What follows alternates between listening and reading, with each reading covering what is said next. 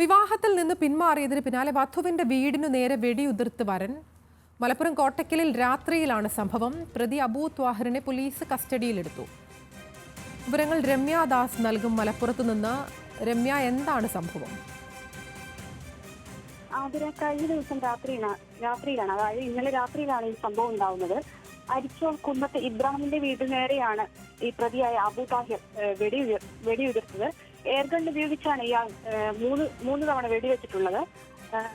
വിഷയത്തിൽ ഈ സംഭവവുമായി ബന്ധപ്പെട്ട് അബൂ താഹിറിനെ പോലീസ് കസ്റ്റഡിയിൽ എടുത്തിട്ടുണ്ട്.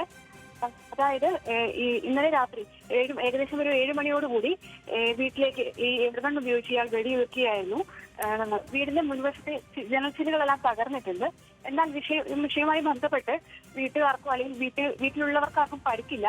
ഇന്നലെ ഈ സംഭവം നടക്കുന്ന സമയത്ത് ഏകദേശം സ്ത്രീകൾ ഉൾപ്പെടെ 5ഓളം പേര് വീട്ടിലുണ്ടായിരുന്നു.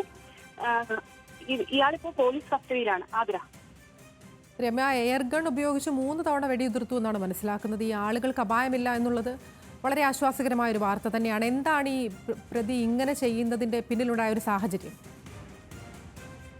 ആതിര, ഇയാളെ ഇത്തരത്തിലൊരു വിഷയത്തിലേക്ക് നയിച്ചത് വിവാഹത്തിൽ നിന്നും പിന്മാറിയതാണ് എന്നുള്ളതാണ് നമുക്ക് അറിയാൻ കഴിയുന്നത്. വിവാഹം തീരുമാനിച്ചിരുന്നു.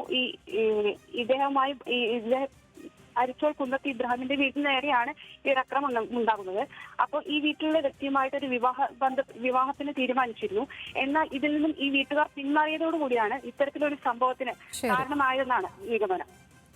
വിവാഹത്തിൽ നിന്ന് പിന്മാറിയതിനെ തുടർന്നാണ് വധുവിന്റെ വീടിന് നേരെ വരൻ വെടിയുതിർത്തത്. മലപ്പുറത്താണ് സംഭവം. എയർഗൺ ഉപയോഗിച്ച് 3 തവണ വെടിയുതിർക്കുകയായിരുന്നു എന്നാണ് മനസ്സിലാവുന്നത്. വിശദാംശങ്ങൾ നൽകുകയായിരുന്നു രമ്യ ദാസ് മലപ്പുറത്ത് നിന്ന്.